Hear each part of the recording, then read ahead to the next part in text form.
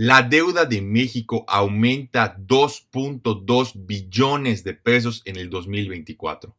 Muy buenas a todos compañeros inversionistas. El día de hoy les voy a explicar por qué la deuda ha estado aumentando en lo que va de este año. Vamos a analizar los ingresos y los gastos más importantes que ha tenido el gobierno mexicano y también les voy a dar mi opinión acerca de qué es lo que puede causar este uso desmedido de la deuda que hemos estado viendo en los últimos años. Bueno, para comenzar, ¿cuánto aumenta la deuda? ¿No? La deuda aumenta 2.2 billones y hay que hacer una aclaración importante, ¿no? En Estados Unidos la palabra billón se refiere a 1,000 millones, ¿no? Cuando dice 1 billion son 1,000 millones. Sin embargo, en México la cosa es diferente. Cuando decimos billón nos referimos a 2.2 millones de millones, ¿no? Para que tengan una idea de la magnitud que estamos viendo del crecimiento de la deuda.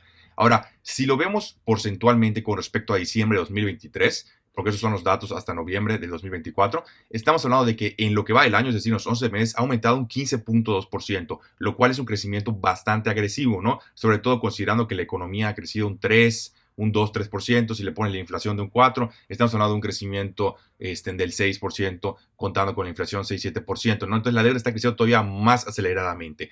¿Qué va a generar esto? Bueno, puede generar un problema de espiral de deuda, que hemos platicado varias veces en el canal, donde no creo que hemos llegado a ese punto, donde básicamente lo que pasa es que la deuda sale tanto de control que el pago de los intereses sigue aumentando las pérdidas y al aumentar las pérdidas necesitas más deuda y se vuelve una bolita de nieve bastante agresiva, donde normalmente termina en una devaluación de la moneda. No creo que pase esto, no estamos todavía a ese punto, pero lo que sí va a generar es más inflación, ¿no? En palabras muy sencillas, vamos a ver más inflación en lo que va del 2025, por eso Banjico ha tenido que mantener las tasas de interés tan altas, sin embargo las va a tener que bajar porque también la economía en México no está yendo tan bien, ¿no? Entonces, vamos a analizar los resultados como siempre hacemos. 2024, insisto, enero a noviembre, en total, en tema de ingresos, bastante bien, crecen un 7.1%, insisto, bastante bueno. ¿De dónde vino esto? De un menos 10% del decrecimiento de los ingresos petroleros, lo cual es bastante normal porque el precio del petróleo ha sido más bajo comparado con el 2023, y los ingresos no petroleros, donde básicamente la mayoría son tributarios, han aumentado un 10.4%.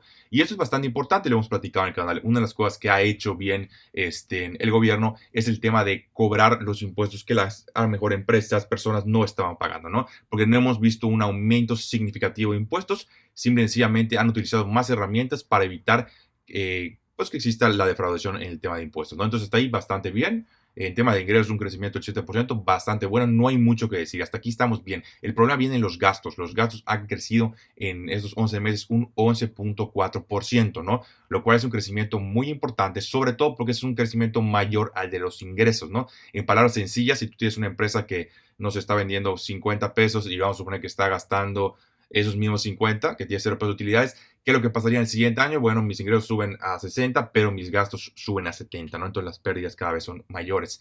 Los gastos no deberían de crecer a un nivel más significativo que los ingresos, porque esto va a generar en mayores pérdidas, y para cubrir las pérdidas necesitas deuda, ¿no? Básicamente lo que ha estado pasando. Los ingresos programables, que son los temas de inversión, del Tren Maya, de las carreteras, de los trenes, de todos los proyectos que han estado haciendo y que se van a hacer, pues crecieron un 12.5%. Y los no programables, que es el gasto de correr el gobierno básicamente, los gastos corrientes de, oye, tengo que pagar esto, los sueldos bueno, del todo el personal político, etcétera, creció un 8.3%, ¿no? En total eso nos da un crecimiento del 11.4%, como habíamos platicado.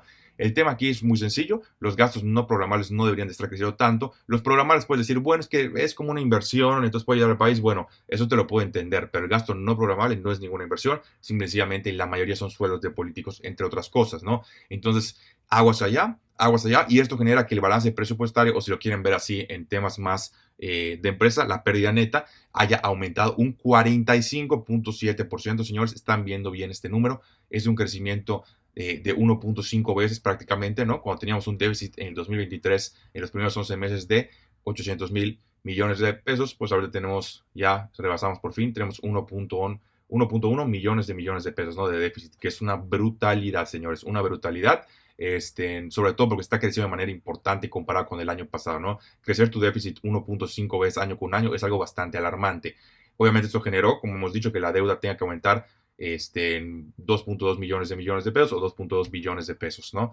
Un crecimiento del 15.2%. Y acá el problema principal es el que hemos platicado, ¿no? Al tener más deuda vas a pagar más intereses, al tener más pago de intereses, pues suponiendo que los ingresos y los gastos se mantuvieran iguales, que no es el caso, pero suponiendo que se mantuvieran iguales, pues la pérdida sería mayor.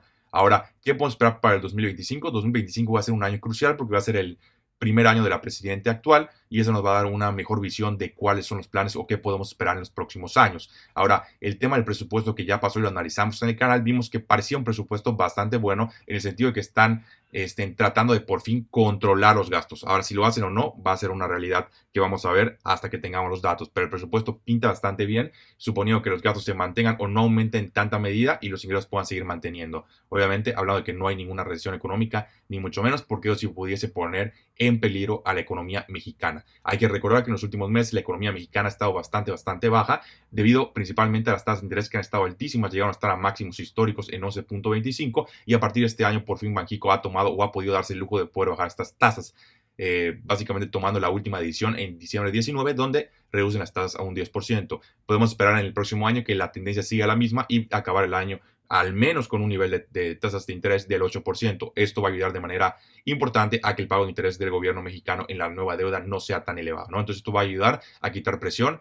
Si el presupuesto se cumple además de esto, pues estamos hablando de que el nivel de gasto se va a mantener o no va a aumentar tanto. Y suponiendo que los ingresos siguen aumentando a un nivel bastante importante, pues podríamos hablar de que el próximo año pudiese ser un año bueno para México, sobre todo en temas de inflación. Vamos a ver si se cumple, ¿no? Hay muchas variantes que no podemos controlar, sobre todo siendo la principal el crecimiento de la economía y el crecimiento de los ingresos que vamos a ver en el próximo año en México, ¿no? Sobre todo considerando que si la economía empieza a decrecer, obviamente los ingresos del país se van a ver mermados de manera importante y muy probablemente vayan a tener que aumentar los programas sociales, etcétera, y eso genera un gasto mayor y acá podremos hablar de un problema bastante radical, suponiendo que este fuera el caso. Si no hay recesión económica y la economía se mantiene, aunque sea un poquito bajita, pues eso también puede ayudar. Obviamente hablamos de que el tema de ingresos no va a aumentar tanto, porque gran parte del aumento se ha dado principalmente a que se ha vuelto más eficiente el gobierno en cobrar los impuestos.